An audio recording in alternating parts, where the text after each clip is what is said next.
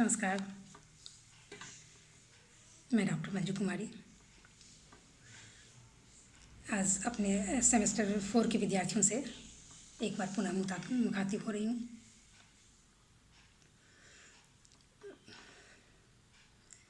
Semester 4 के विद्यार्थियों के लिए पेपर 16 जिसमें गीता और बुद्ध के धम्मपद को पढ़ना है। तो बुद्ध के दर्शन ये गीता में भक्ति योग को हमने बता दिया और ज्ञान योग को हमने बताया। तो आज का टॉपिक हमारा है गीता में कर्म योग की विवेचना। तो उसे हम लोग आज देखते हैं। तो गीता में का जो मुख्य उद्देश्य है वह कर्मयोग ही माना जाता है। गीता की रचना निष्क्रिय और किंग कर्तव्य विमूढ़ जब अर्जुन हो जाते हैं तो उन्हीं को पथ पर अग्रसर करने के लिए के उद्देश्य से की गई है। और यही कारण है कि गीता में श्री कृष्ण निरंतर कर्म करने का आदेश देते हैं। कर्म शब्द क्री धातु से बना है जिसका अर्थ होता है करना, और इसलिए कर्म वह आचरण है जिसके द्वारा या जिस उचित कर्म के द्वारा ईश्वर तक पहुंचा जा सकता है। ईश्वर चूँकि स्वयं कर्मठ है, इसलिए ईश्वर तक पहुंचने के लिए कर्म मार्ग अत्यंत ही आवश्यक है। शुभ कर्म वह है जो ईश्वर की एकता का ज्ञान हमें कराता है, ज्ञान दे हमें या हमें उसका ज्ञान करावे। और अशुभ कर्म वह है जिसका आधार क्या होता है, वह अवास्तविक होता है। गीता में सत्य का आचरण करने के लिए कर्म का आदेश दिया गया है और यह बताया गया है कि वह कर्म जो असत्य तथा अधर्म की प्राप्ति के लिए किया जाता है वह सफल कर्म नहीं है, उसे हम सफल कर्म नहीं मान सकते हैं। कर्म को अंधविश्वास या अज्ञानतावश नहीं करना चाहिए, बल्कि कर्म को ज्ञान और विश्वास के साथ करना चाहिए, क्योंकि कर्म से विमुख होना जो है वह एक महान मूर्खता का काम होता है। उन्होंने कभी भी यह नहीं कहा कि आपको अपने कर्म पथ से विमुख हो जाना चाहिए। फल की चिंता किए बगैर कर्म में निरंतर प्रयत्नशील रहना चाहिए हमें।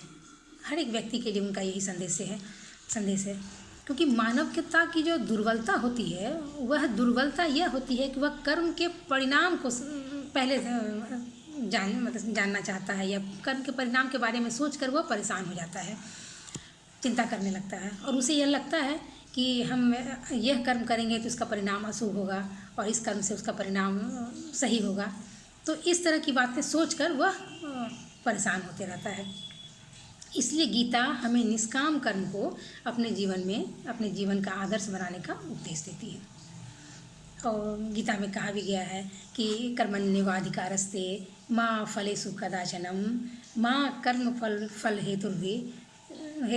हेतु भूमाते संगोस्त्व कर्मणि।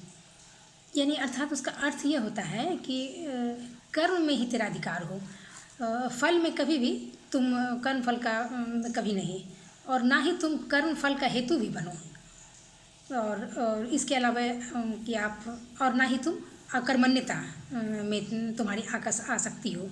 यानी यह कभी ना सोचो कि हमें कर्म को नहीं करना है या कर्म का ही त्याग कर देना है। तो गीता का जो प्रतिपाद्य विषय है वह निष्काम कर्मयोग जिसे कहा जाता है, कर्मयोग हम कहते हैं। और गीता के द्वितीय अध्याय में भगवान श्री कृष्ण कहते हैं कि हे धनंजय, यानी अर्जुन को से संवाद करते हुए अर्जुन से वो कहते हैं कि हे धनंजय, आसक्ति रहित होकर तुम कर्म का पालन करो और कर्म करने में सफलता मिले या ना मिले इसको नहीं सोचना है, बल्कि दोनों में समता की जो मनोवृत्ति होती है उसे ही कर्मयोग कहते हैं। और ऐसा सोच कर तुम्हें कर्म करना चाहिए। और वे पुनः कहते हैं कि योगः कर्मसु कौशलम, अर्थात समत्व बुद्धि रूप योग ही कर्मों में चतुरता है। योगः कर्मसु कौशलम अर्थात कर्म बंधन से छूटने का यही एक उपाय है। इसलिए अर्जुन को समत्व बुद्धि योग के लिए चेष्टा करने का आदेश श्री कृष्ण वहाँ देते हैं, और ऐसा कर्म करने के लिए वो कहते हैं कि अर्जुन, जो पुरुष मन से इंद्रियों को वश में करके अनासक्त भाव से जो कर्म करता है, करता हुआ जो कर्म इंद्रियों के द्वारा या के द्वारा अपना जो कर्म करता है, वही आचरण, उसका आचरण वो श्रेष्ठ होता है, वो स्वयं भी वो श्रेष्ठ होता है। तो मेन जो उद्देश्य है वो है क्या गीता में, जो कर्म को छोड़ त्यागना नहीं है, कर्म से अनासक्त, उसके फल से अनासक्त होते हुए कर्म को करते जाना है, कर्म का परित्याग हमें नहीं करना है।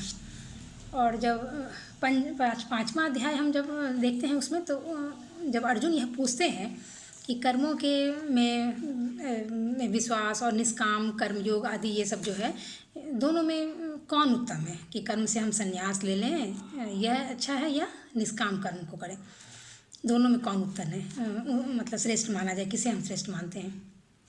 तब इस पर कृष्ण उत्तर देते हुए बताते हैं कि दोनों ही परम, मतलब कि क्या अच्छे कर्म है, मतलब कि हमें मोक्ष तक पहुंचाने के लिए दोनों ही कर्म अच्छे हैं। लेकिन कर्मों को से संन्यास जो है, उससे श्रेष्ठ तो है कि हम निष्काम कर्म करते रहें। इसलिए संन्यास से श्रेष्ठ हम निष्काम कर्म को यहाँ हम मानते हैं। इसलिए निष्काम कर्म करना है, कर्मों को छोड़ना नहीं है। निष्काम कर्म योगी जो होता है वह पर ब्रह्म परमात्मा को शीघ्र ही प्राप्त होता है। इसीलिए कर्मों से संन्यास लेना है, इस बात को त्याग कर निष्काम कर्म योगी बनकर आप कर्म करते रहें। यानी संपूर्ण गीता जो है वह मनुष्य को कर्तव्य करने के लिए ही प्रेरित करती है। सकाम कर्म मानव को बंधन की ओर ले जाते हैं, जो अभी तक हम जाने कि कर्म दो प्रकार के होते हैं, सकाम कर्म और निष्काम कर्म। सकाम कर्म क्या होता है, जिसमें हम फल की आशा को मन में रखते हुए कर्म करते हैं, और निष्काम कर्म ठीक इसके विपरीत क्या होता है, वह मनुष्य को क्या है, स्थित प्रज्ञ की अवस्था तक पहुंचाने में सक्षम होता है। इसलिए सकाम कर्म को छोड़ देना चाहिए और निष्काम कर्म को करते हुए हमें अपने कर्म पथ पर आगे की ओर बढ़ते रहना चाहिए। और यह जो निष्काम कर्म का जो संदेश भगवान श्री कृष्ण गीता में देते हैं, वह गीता की बहुत ही अनमोल देन कही जाती है। और वहाँ और जब हम पाश्चात्य दर्शन में जब कांट को हम लोगों ने पढ़ा है, तो कांट की एक फिलॉसफी हम लोग जो पढ़ते हैं, ड्यूटी फॉर ड्यूटी सेक, यानी कर्तव्य को कर्तव्य के लिए करने का आदेश उसमें जो दिया गया है। तो कांट भी यह मानते हैं कि कोई भी काम जो है उसको आप कर्तव्य कर रहे हो, हमें कर्तव्य करना, अपना काम करना है, यह सोच के काम करना है। इसीलिए ड्यूटी फॉर ड्यूटी से का उन्होंने अपने दर्शन में सिद्धांत दिया है, जिसका अर्थ होता है कि मानव को कर्तव्य करते समय सिर्फ कर्तव्य का ही ख्याल रखना चाहिए, फल की आशा मन में नहीं रखनी चाहिए। तो यहाँ हम देखते हैं कि कांट महोदय की बातें भी जो है वो गीता के बातों से हमें मिलती जुलती हुई प्रतीत होती है। और कांट और गीता की बातों का यदि हम मिलान करें तो एक उसमें एक समरूपता हमें और यह नज़र आती है कि दोनों के ही दर्शनों में या दोनों की बातों में लोक कल्याण को कर्म का आधार माना गया है। सबों ने लोक कल्याण के बारे में सोचा है, और इसीलिए लोक कल्याण की भावना को मन में रखते हुए हमें कर्म पथ पर सदैव अग्रसर रहना चाहिए। और कर्म करते वक्त हमें कर्म की प्रधानता देनी चाहिए, कर्म के बारे में ही हमें विचार करना चाहिए। और थोड़ा सा जब हम दोनों के अंतर को यदि हम देखें कि कांट में और गीता के कर्मयोग में क्या अंतर है, तो हमें ये लगेगा कि कांट जो है वो इंद्रियों के दमन की बात जहाँ है वो कांट कहते हैं कि इंद्रियों के दमन की बात है, वो कहते हैं। लेकिन गीता क्या करते हैं कि इंद्रियों को दमन नहीं करना है, बल्कि इंद्रियों को बुद्धि के मार्ग पर प्रशस्त करना है, उसे निरंतर आगे बढ़ाना है, ज्ञान के माध्यम से, ज्ञान के रास्ते अपने इंद्रियों को मतलब बुद्धि के मार्ग पर, सद्मार्ग पर उसे आगे की ओर निरंतर आगे की ओर बढ़ाना है, उसे रोकना नहीं है, उसके दमन नहीं करना है। ये एक छोटा सा अंतर हमें कांट और गीता के दर्शन में ये लगता है। और फिर गीता में मोक्ष को आदर्श माना गया है, जो हम जानते हैं कि गीता दर्शन मोक्ष को अपना आदर्श मानती है, जबकि कांट के दर्शन को हम पढ़ते हैं तो उसमें हमें नैतिक नियमों का हमने उल्लेख पाया है, और हम देखते हैं कि उसमें नैतिक नियम को ही एकमात्र आदर्श माना गया है। तो ये छोटे से अंतर के अलावा कि पहला कि इंद्रियों के दमन की बात कांट करता है, और न्याय उसके, और गीता उसके दमन की बात ना करके उसे बुद्धि की के रास्ते या बुद्धि के मार्ग पर अपनी इंद्रियों को प्रशस्त करने की बातें करते हैं। और दूसरा अंतर यह हो गया कि गीता जो है मोक्ष को अपना आदर्श मानती है, और अल्टीमेटली मोक्ष प्राप्ति के लिए ये सारे साधन को बताती है और ईश्वर तक पहुँचने का रास्ता बताती है। जबकि ये कांट महोदय जो हैं वो नैतिक नियम को ही एकमात्र आदर्श मानने की बातें करते हैं अपने दर्शन में। तो मुख्य रूप से गीता के कर्मयोग में मुख्य रूप से यही बातें हम देखते हैं। और मूल रूप से निष्काम कर्म जो है वो इनका अनमोल, ये गीता का अनमोल देन हम लोग ऐसे मान सकते हैं कि गीता के लिए निष्काम कर्म ये एक अनमोल देन है।